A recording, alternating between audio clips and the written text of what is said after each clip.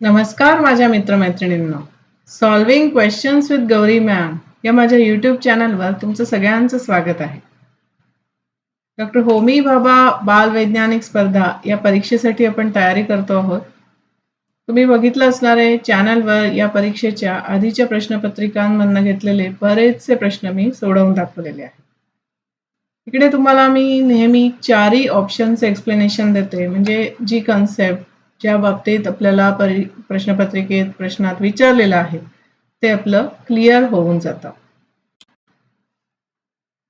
अभ्यास तुम्ही करत असता, पण कॉम्पिटिटिव्ह एक्झामसाठी जेव्हा जाता तेव्हा क्वेश्चन सॉल्विंगची प्रॅक्टिस ठेवणं खूप आवश्यक असतं. यासाठी चॅप्टर वाईज क्वेश्चन बँक तुम्ही माझ्याकडून घेऊ शकता. इंग्लिश आणि मराठी मीडियम दोन्हीसाठी वेगळी ही चॅप्टर वाईज क्वेश्चन बँक मी बनवलेली आहे, ज्यामध्ये 300 पेक्षा जास्त क्वेश्चन्स आणि आन्सर की सकट तुम्हाला मिळणार आहेत. त्याच्याशिवाय याच्यात 4 मेगा टेस्ट सुद्धा इन्क्लुडेड आहेत, ज्या पूर्ण सिलेबसवर आधारित आहेत, त्याच्यामुळे तुमचं प्रिपरेशन एक कम्प्लीट प्रिपरेशन होऊ शकतं. ही क्वेश्चन बँक घेण्यासाठी ऑनलाईन पेमेंट करायचं आहे आणि या व्हॉट्सअपवर तुम्ही माझ्याशी संपर्क केल्यावर आपण हे ऑनलाईन पेमेंट घेऊ शकतो आणि त्यानंतर तुम्हाला ही क्वेश्चन बँक प्रोव्हाइड होऊ शकते. तर ही क्वेश्चन बँक नक्की घ्या. तुमचा अभ्यास किती झाला आहे याचा अंदाज तुम्हाला येईल. आजचा जो प्रश्न आपण डिस्कस करतोय तो 2023च्या प्रश्नपत्रिकेमधून घेतलेला आहे. इथे एक आकृती दिली आपल्याला आणि प्रश्नात बघा काय विचारलंय. सोबतच्या आकृतीत PQRS ही शहरे O या आरंभ बिंदूच्या संदर्भात दाखवली आहेत. आतील वर्तुळ 3 सेंटीमीटर व्यासाचे असून बाहेरील वर्तुळ त्याच्या दुप्पट व्यासाचे आहे. आकृतीतील कोणते शहर O पासून 150 किलोमीटरवर असून त्याच्या आग्नेय दिशेस आहे. प्रमाण दिलंय 1 सेंटीमीटर बरोबर 50 किलोमीटर. तर इथे आपल्याला दिशा दर्शकही दिलेला आहे. आग्नेय दिशा म्हणजे ही पूर्व आणि दक्षिणेच्या मधली जी दिशा असणार आहे ती आग्नेय दिशा आहे. हे तर लक्षात आलं तुमच्या. तर आग्नेय दिशेला असणारी शहरे कुठली आहेत? P आणि Q.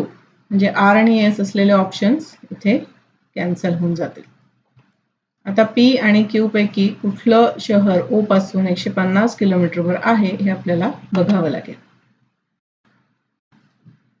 अजून थोडं सिम्प्लिफाय करूया. काय दिलेलं आहे ते लिहून काढूया. सगळ्यात पहिल्यांदा लिहिलं आपण प्रमाण 1 सेंटीमीटर बरोबर 50 किलोमीटर. आतील वर्तुळाचा व्यास दिला त्यांनी 3 सेंटीमीटर, म्हणजेच किती होईल? 150 किलोमीटर.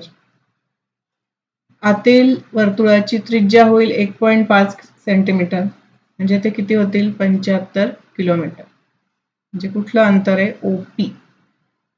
येते लक्षात?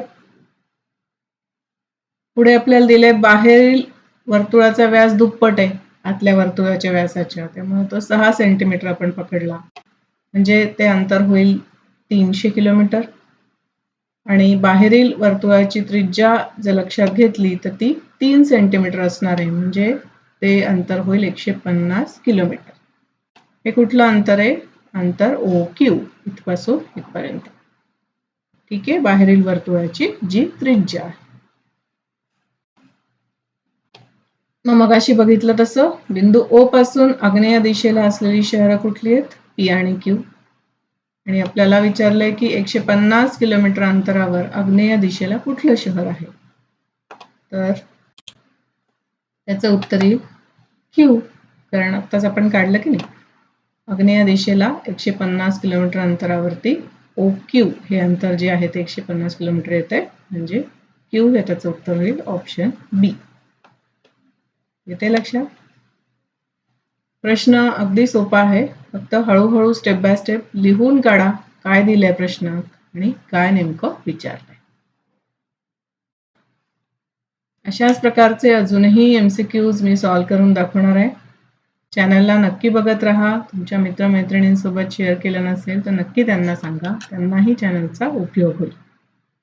भेटत राहूया. टाटा.